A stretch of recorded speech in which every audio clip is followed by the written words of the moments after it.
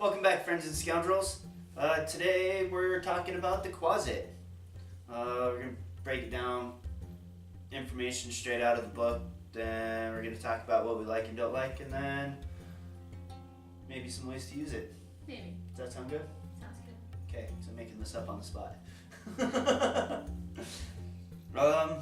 So the quasit is a tiny fiend of the demon type. Oh, don't do that. It's got an AC of 13, hit points of an average of 7 or 3d4, speed of 40. It's got a strength of 5, dex 17, constitution 10, wisdom 10, intelligence 10, and charisma 10. It's a Challenger Ranger 1 character, monster, NPC, something. They speak Abyssal and Common, or whatever you want to do with them. Its skills, he has stealth of +5, and that is all. Senses, dark vision up to 120 feet. His passive perception is 10. He's resistant to cold, fire, lightning, and piercing, slashing, and bludgeoning of non-magical weapons. Immunities are poison. He has the ability to change shape, which means he can polymorph into bat, centipede, or a toad. And magic resistant.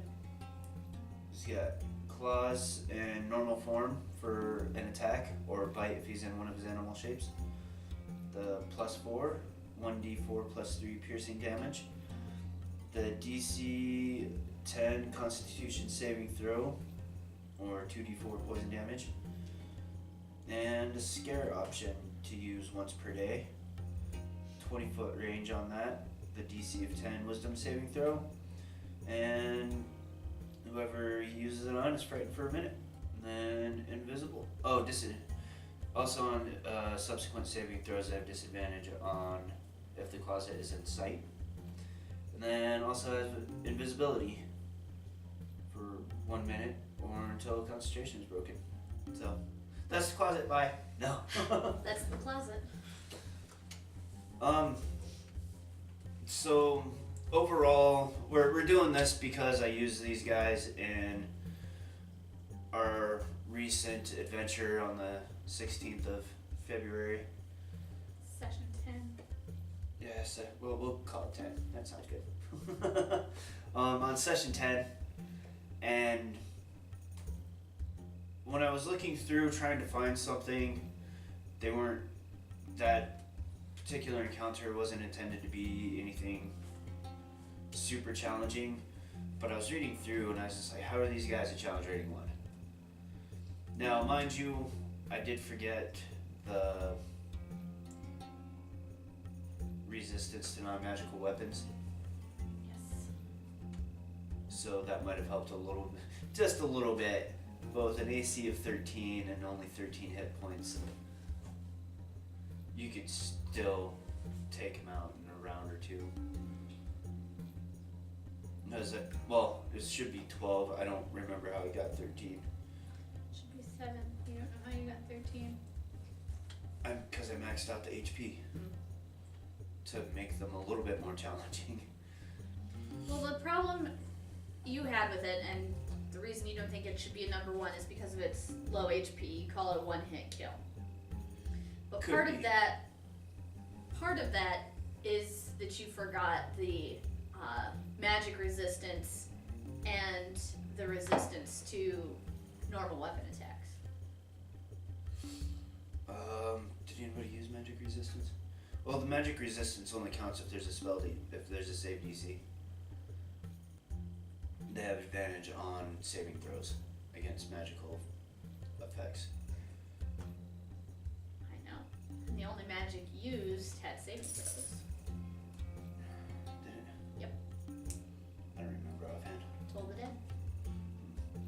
That's neither here nor there. It is neither here nor Kind there. of, considering they only lasted 1 round.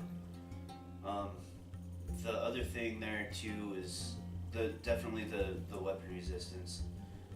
But even then, I don't think that would have made too much of an impact. So I guess let's talk about why you think it shouldn't be a level 1. Why you think it should be lower. Well, so we went through and compared to other tiny creatures that are challenge rating 1.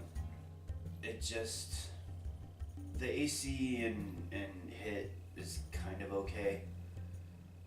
I guess I'd still bump up their hit points a little bit. The AC is the average for other tiny creatures, but the health is, the hit points are half what the average for other tiny creatures is. Yeah, so that's something. I also really think that the saving throws are too low. I mean, because you guys are what, level 4? Yeah. Level 4, level 4.5, and only had one player on their second time of the scare option end up actually becoming frightened, and at that point it didn't matter because they're practically dead. So, and I know that I could have modified it and changed it. I wanted to run it straight out of the book partially to do this, but you can't really know something until you try it. You know, maybe I was wrong. I was willing to give the benefit of the doubt. Yeah, it had the potential to be a harder encounter, like if more people failed, but with a DC 10, It's really hard. It should at least be a 12, maybe a 13. Because what saving throw is that? No, and we're talking the scare Wisdom. and the poison are both DC 10. Poison especially might need to be higher, because Constitution's something that all players are going to have. Yeah. Constitution's not exactly a dump stat. No, not usually. And unless you're like a wizard. But even then, you try to give yourself some hit points. But we're also talking about at the angle of trying to keep this at the challenge rating run. The flavor text in the book talks about them being spies and messengers and something for the larger demons to tear apart. So if you want to go off that too, really they should only be maybe a half at most. Yeah. They're based on the flavor text, yeah. Yeah, based on what they say the creature is, and then how they designed it. If you want it to be more, it should have more capabilities. This isn't something you would really use to have like, this is an actual fight.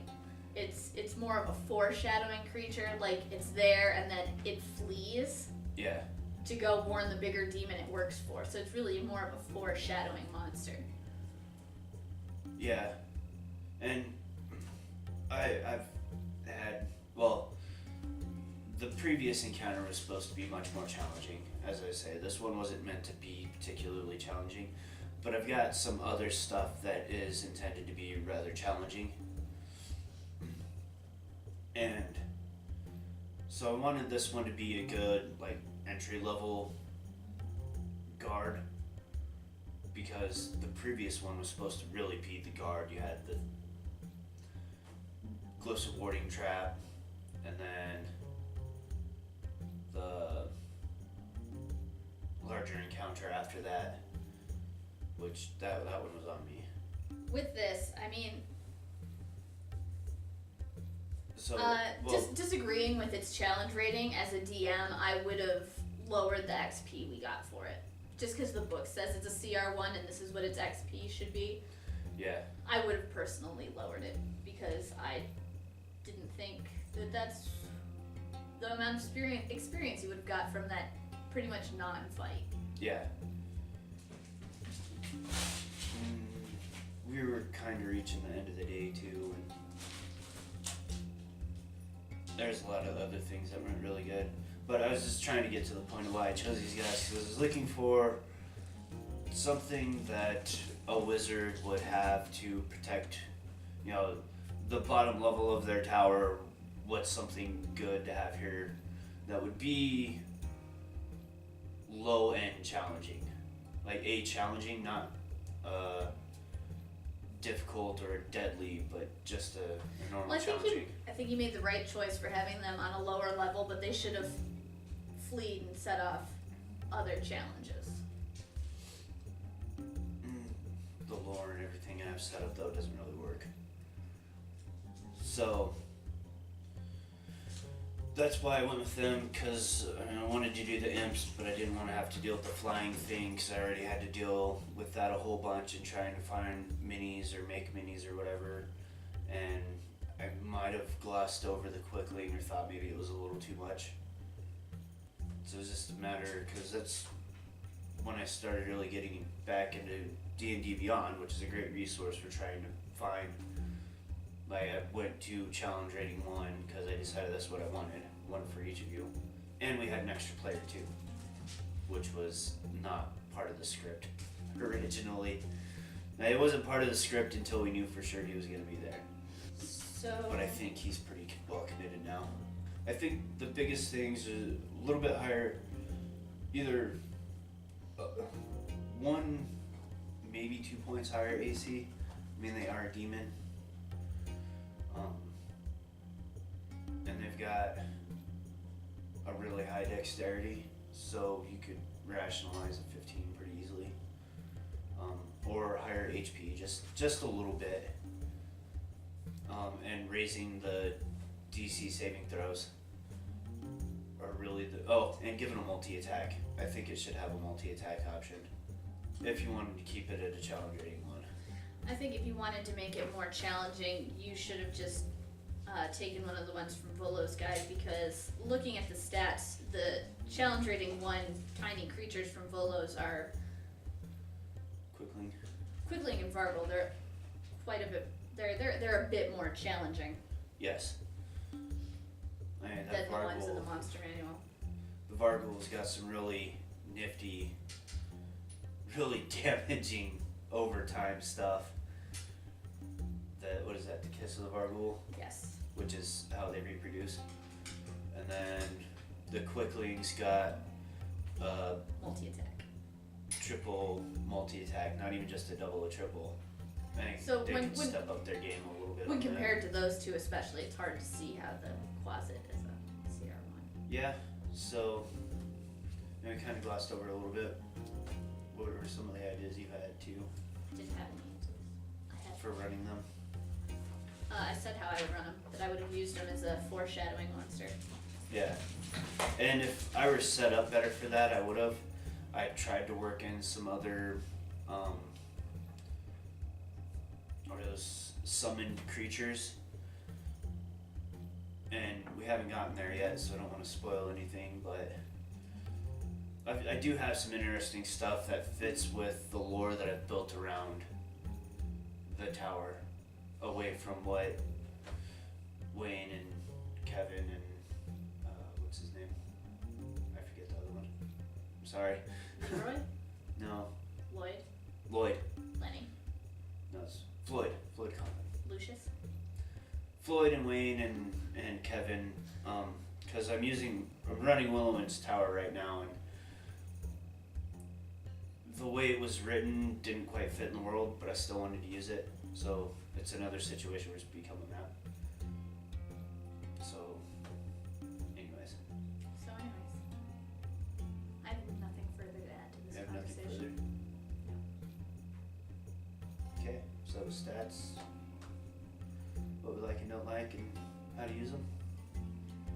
True story.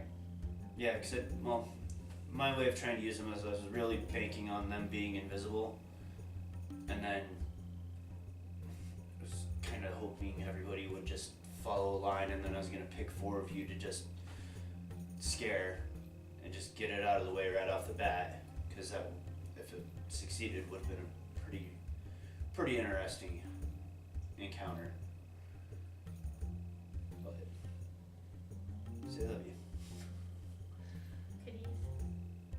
And you can use it, I think you suggested it the other day when we were first talking about it, giving it the scare option, and then, well, it still goes along with what you're saying. Still goes along with what I was saying. Okay, so they're good little spies or setup monsters. Alright, well, that's what we have today. Like, comment, subscribe, turn on your notifications, share it around, and until next time.